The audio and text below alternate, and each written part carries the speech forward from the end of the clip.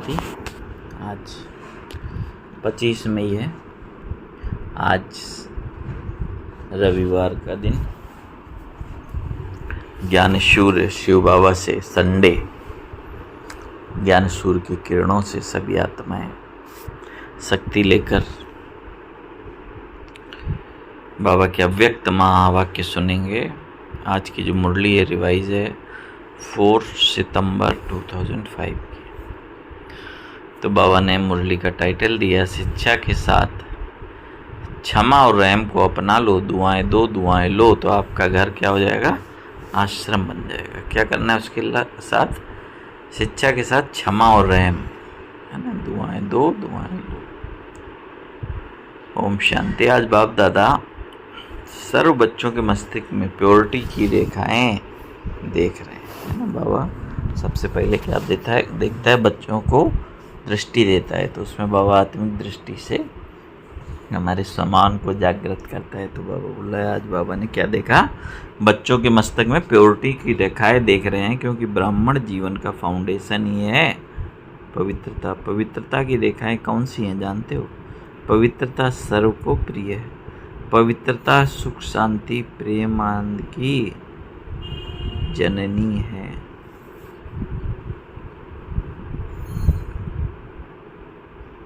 पवित्रता मानव का सच्चा श्रृंगार है। पवित्रता नहीं तो मानव जीवन का फिर मूल्य ही नहीं। जैसे देखते हो देवताएं पवित्र हैं इसलिए माननीय और पूजनीय है। पवित्रता नहीं तो मानव जीवन को आजकल देख रहे हो, है। तो बाप दादा ने आप सभी बच्चों को ब्राह्मण जन्म का वरदान यही दिया है। कौन सा? स्लोगन क्या है? पवित्र भव योगी भव। जिस आत्मा में पवित्रता है उसकी चाल चलन चेहरा कैसा होता है? चमकता है। इसलिए पवित्रता ही जीवन को श्रेष्ठ बनाने वाली है। वास्तव में आप सब बच्चों का आदि स्वरूप ही पवित्रता का है। तो इसलिए बाबा ने बोला पवित्रता का बहुत ही महत्व है ना। तो जिस आत्मा में पवित्रता है उसका चेहरा भी चमकता है और अनादि स्वरूप भी पवित्रता है। तो बावन बोला ऐसी पवित्र आत्माओं की विशेषता उनके जीवन में सदा पवित्रता की पर्सनालिटी क्या होगा? दिखाई देगी। यह रेखाएं जीवन का श्रृंगार है, रियलिटी है। मैं अनादि आदि स्वरूप इस स्मृति को बावन बोला समर्थ बना रही हूँ। रॉयल्टी है, स्वयं भी सम्मान में और हरेक को सम्मान देने वाला। पर्सनालिटी भी है, सदा संतुष्टता और प्रसन्नता। रॉयल्टी क्या है? सम्मान में रहना, दूसरों को भी देना। और पर्सनालिटी क्या है? संतुष्ट और प्रसन्न। स्वयं भी संतुष्ट, अन्य को भी संतुष्ट करने वाले। पवित्रता से प्राप्तियां भी बहुत हैं। बाप दादा ने आप सभी बच्चों को क्या क्या प्राप्ति कराई है वह जानते हो? कितने खजानों से भरपूर किया। अगर प्राप्तियों के स्रोत में रखो तो क्या हो जाएगा? भरपूर हो जाएंगे। सबसे पहला क्या बाबा ने खजाना दिया? देखो किससे किससे बाबा ने भरपूर किया। सबसे पहला खजाना कौन सा मिला? ज्ञान का, जिससे जीवन में रहते अशांति से मुक्त हो जाते हो। व्यर्थ संकल्प, नेगेटिव विकल्प, विकर्म से मुक्त हो जाते हो। अगर कोई भी व्यर्थ संकल्प व विकल्प आता है तो ज्ञान के बल से विजयी बन जाते हैं। तो ज्ञान का भी बाबा ने बल दिया। दूसरा खजाना कौन सा दिया? योग का, याद का, जिससे शक्तियों की प्राप्तियां होती हैं और शक्तियों के आधार पर सर्व समस्याओं को और विघ्नों को क्या करते हो? सहज ही पार कर लेते हो। तीसरा खजाना बाबा ने कौन सा दिया? धारणाओं का, जिससे सर्व गुणों की प्राप्ति होती है। और चौथा खजाना है सेवा का, जिससे सेवा करने से जिसकी सेवा की उसकी दुआएं फिर मिलती हैं। अगर दुआएं मिलती हैं तो फिर क्या होता है? दुआओं से फिर खुशी प्राप्त होती है ना। तो पहला है ज्ञान का, दूसरा बाबा ने बोला योग का, और तीसरा है धारणाओं का, और चौथा खजाना है बाबा ने बोला सेवा का। यही 4 सब्जेक्ट है ना, ज्ञान, योग, धारणा और सेवा। सेवा का, जिसकी सेवा करते दुआएं मिलती हैं। तो इतने खजाने बाप द्वारा सभी बच्चों को प्राप्त होते हैं। बाप सभी को एक जैसे ही खजाने देते, कोई को कम कोई को ज़्यादा नहीं देते, लेकिन लेने वालों में क्या हो जाता है, फ़र्क हो जाता है। कोई बच्चे तो खजाने को प्राप्त कर खाते पीते मौज करते, फिर मौज में ख़त्म कर देते, और कोई बच्चे खाते पीते मौज करते जमा भी करते हैं, और कोई बच्चे कार्य में भी लगाते लेकिन बुढ़ाते जाते हैं। बढ़ाने की चाबी क्या है? तो बावन बोला कई तो खजानों को क्या करते हैं, यूज किया अपने प्रति, काम में नहीं लगाए तो क्या होगा, खर्च हो जाएगा। और कई क्या करते हैं, जो कार्य में लगाते हैं उसका क्या होगा, बढ़ जाता है, बढ़ाते जाते हैं। और बढ़ाने की चाबी है कि खजानों को स्व के प्रति और दूसरों के प्रति यूज करना। जो यूज करता है वह बढ़ाता है। तो अपने आप से पूछो कि ये विशेष खजाने जो जमा हैं क्या कहेंगे? हाँ, थोड़ा थोड़ा है ना, जिसके पास ये खजाने जमा है वह सदा भरपूर रहता है। देखो, कोई भी चीज़ भरपूर रहती है ना तो हलचल नहीं होती, अगर भरपूर नहीं तो हलचल होगी, है ना, हिलती है। कोई भी चीज़ को अगर पूरी रीत से भर नहीं दो तो वह हिलती है। तो यहाँ भी अगर सर्व खजानों से भरपूर नहीं है तो क्या होगा, जरा सी बात में हलचल हो जाएगी, संशय हो जाएगा। सदा यह नशा रहे कि बाप के खजाने मेरा जन्मसिद्ध अधिकार है, बाप ने दिया है, आपने लिया, तो सब खजाने किसके हुए, आपके हो गए। तो जिसके पास खजाने हैं वह कितना नशे में रहता है। जैसे छोटे से राजा का लड़का राजकुमार होता है, पता भी नहीं होता कि बाप के पास क्या क्या खजाना है, लेकिन नशा क्या रहता है कि देखो बाप के खजाने मेरे खजाने हैं, और खजानों की खुशी में रहता है। अगर खुशी कम रहती है तो उसका कारण क्या होता है कि बाप ने तो खजाने दिए हैं, सुना, लेकिन एक से सुनने वाले और दूसरे हैं, एक होते हैं सुनने वाले और दूसरे होते हैं समाने वाले। तो समाने वाले जो होते हैं वह होते हैं नशे में रहते हैं, है ना, उनको नशा रहता है प्राप्तियों का। तो आज नए नए बच्चे भी आए हैं बाप दादा, आप लकी बच्चों को आप सबके भाग्य की मुबारक दे रहे हैं। अपने भाग्य को पहचाना है परमात्मा प्यार, अविनाशी प्यार, जो सिर्फ एक जन्म नहीं चलता, अनेक जन्म सदा ही प्यार कायम रहता है। क्योंकि यह जो समय चल रहा है, यह समय कौन सा है, संगम युग, भाग्यवान युग है। संगम युग को भी भाग्यवान कहते हैं। क्योंकि संगम युग को क्यों भाग्यवान कहते हैं? क्योंकि भगवान आया हुआ है ना, भगवान के सम्मुख हम पढ़ रहे हैं। संगम युग भगवान युग है। सतयुग को भी भगवान कहते हैं, लेकिन वर्तमान संगम युग का समय उससे भी ज़्यादा भगवान है। क्यों? क्योंकि संगम में ही बाप द्वारा अखंड भाग का वरदान वर्षा प्राप्त होता है। तो ऐसे संगम युग में भाग्यवान समय में आप सभी अपना भाग्य ले लेते हो, है ना। इतना श्रेष्ठ समय चल रहा है कि अपना भाग्य ले लेते हो। तो भगवान बोला इस संगम युग पर भाग्यवान समय में आप सभी अपना भाग्य लेने के लिए पहुंच गए हो। बाप दादा बच्चों को बहुत एक सहज पुरुषार्थ की विधि सुनाते हैं। सहज चाहते हो ना, मुश्किल तो नहीं चाहते हो। तो इन बच्चों को, पुरानों को भाग्य की सहज विधि मिल गई है ना, मिली है सबसे सहज। और कुछ नहीं करना है, सिर्फ एक बात करना है। एक बात तो सब कर सकते हैं, हाँ करो या ना करो, कहो हाँ जी।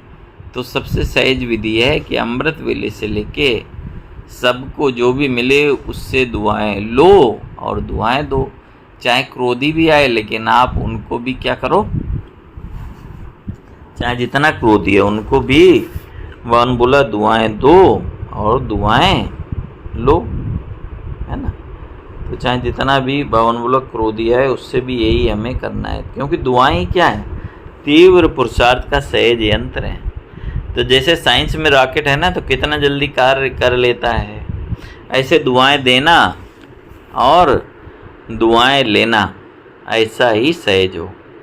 अमृत वेले बाप से सहज याद से दुआएं लो और सारा दिन दुआएं दो। दुआएं लो, ये तंग करे तो मैं देखूं। तो बानो बोलो देखो आप परमात्मा के बच्चे, दाता के बच्चे, दाता हो, मास्टर दाता हो। तो दाता तो आपका कौन हो गया, दाता हो गया आपका भाई बहन। परमात्मा के बच्चे तो भाई बहन हो ना, तो परमात्मा का बच्चा है, मेरा ईश्वरी भाई है, ईश्वरी बहन है, उसको क्या देंगे? बद्दुआ देंगे क्या? बाप कभी बद्दुआ देता है? नहीं ना। तो बहुत खुश रहेंगे। क्यों? अगर बद्दुआ वाले को भी आप दुआ देंगे, वह दे न दे, लेकिन आप दुआ देंगे, दुआ लेंगे तो दुख क्यों होगा? वरदान आप आए हुए बच्चों को एक वरदान देता है। तो भगवान बोला, बाप दादा आप आए हुए बच्चों को एक वरदान देता है। कौन सा वरदान याद रखेंगे? तो बाबा कह रहे वरदान सुना है? वरदान है, अगर कोई दुख दे तो भी आप दुख लेना नहीं, वह दे लेकिन आप नहीं लेना, क्योंकि दुख वाले ने दिया, लेकिन लेने वाले तो आप हो ना। देने वाला अलग है ना, तो लेने वाला नहीं। अगर वो बुरी चीज़ देता है, दुख देता है, शांति देता है, तो बुरी चीज़ है ना। आपको दुख पसंद है? नहीं पसंद है ना, तो बुरी चीज़ हो गई। तो बुरी चीज़ फिर बाबा कहते क्यों देते हो? देखो कितना सहज उदाहरण बाबा दे रहे हैं। कोई आपको बुरी चीज़ लाए तो आप ले लेंगे? नहीं लेंगे ना, तो क्यों ले लेते हो? तो जो ले लेते हैं ना, तो वो दुखी होते हैं। तो बाप होते तो यह होता, लेने वाला ज़्यादा दुखी होता है। अगर अभी से दुख लेंगे तो क्या होगा? अभी से दुख लेंगे नहीं तो आधा दुख तो आपका दूर हो गया, लेंगे ही नहीं। और आप दुख के बजाय उसको सुख देंगे तो फिर दुआएं भी मिलेंगी। एक तो पहले आपने दुख नहीं लिया, फिर जो दुख देने वाली आत्मा है उसको आपने दुआएं दी, तो फिर सुख भी मिलेगा। तो सुखी भी रहेंगे और दुआओं का खजाना भी भरपूर होता जाएगा। हर आत्मा से कैसे भी हो आप दुआएं लो, शुभ भावना शुभ कामना रखो। कभी कभी क्या होता है कि कोई ऐसा काम करता है ना, तो कोशिश करते हैं शिक्षा देने की, किसको ठीक कर दूं। शिक्षा देते हो, शिक्षा दो, लेकिन शिक्षा देने की सर्वोत्तम विधि क्या है? क्षमा का रूप बनकर शिक्षा दो। क्षमा का रूप बनकर शिक्षा दो। सिर्फ शिक्षा नहीं दो, रहम और क्षमा भी करो, शिक्षा भी दो। दो शब्द याद रखो, शिक्षा और क्षमा, फिर रहम। अगर रहम दिल बन के उसको शिक्षा देंगे तो आपकी शिक्षा काम करेगी। इसलिए बाबा ने बोला कि दो शब्द हमेशा प्रयोग करो, तभी आपकी जो शिक्षा है ना वो काम करेगी। अगर रहम दिल बन शिक्षा नहीं देंगे तो क्या करेंगे? एक कान से सुनेंगे और दूसरे कान से निकाल देंगे। शिक्षा और क्षमा को याद रखो। शिक्षा धारण नहीं करते, ऐसा है ना, अनुभव है। आप भी किसका शिक्षक तो नहीं बन सकते। शिक्षक बनना जल्दी आता है, लेकिन क्षमा करना दोनों साथ साथ चाहिए। अभी से रहम करने की विधि है शुभ भावना शुभ कामना। जैसे कहते हैं ना, सच्चा प्यार पत्थर को भी पानी कर देता है, ऐसे ही क्षमा स्वरूप से शिक्षा देने से आपका कार्य जो चाहते हैं ना कि ये कर रहे हैं लेकिन हो नहीं पा रहे, वह भी पूरा हो जाएगा। यह प्रत्यक्ष दिखाई देगा। आपके रहम दिलबन शिक्षा देने का प्रभाव उनकी कठोर दिल भी परिवर्तन कर देगा। तो क्या वरदान मिला? न दुख देना और न दुख लेना। पसंद है ना? पसंद है तो क्या करना है? पसंद है तो अभी लेना नहीं, गलती नहीं करना है। जब बाप दुख नहीं देता तो फॉलो फादर तो करना है ना। कह रहे हैं कभी कभी थोड़ा डांट देते हैं ना, तो कौन बोला ये वह, उससे क्या होता है फिर आत्मा? कभी कभी डांट देते हो तो फिर डांटना नहीं, क्या करना है? रहम करो। और रहम के साथ फिर क्या करना है? शिक्षा भी दो। बार बार किसको डांटने से और ही आत्मा जो है ना वह दुश्मन बन जाती है, घृणा आ जाती है। परमात्मा बच्चे हो ना, तो बाप पतित को भी पावन बनाने वाला है, तो आप दुखी को सुखी नहीं बना सकते। अभी जाकर ट्रायल करना, ट्रायल करेंगे ना। तो बाबा ने बोला चैरिटी बिगन्स एट होम। परिवार में अगर कोई दुख देवे तो भी दुख नहीं लेना है। दुआएं देना, रहम दिल बनना पहले घर वालों को करो। आपके घर का प्रभाव फिर मूल्य में पड़ेगा, मूल्य का प्रभाव फिर देश और प्रदेश पर पड़ेगा। तो इसलिए भावना का शुभ भावना और शुभकामना। मूल्य का प्रभाव देश पर और देश का प्रभाव विश्व पर पड़ेगा। सहज है ना, अपने परिवार में शुरू करो। क्योंकि देखो एक भी अगर क्रोध करता है तो घर का वातावरण क्या हो जाता है? घर लगता है या युद्ध का मैदान उस समय अच्छा लगता है क्या?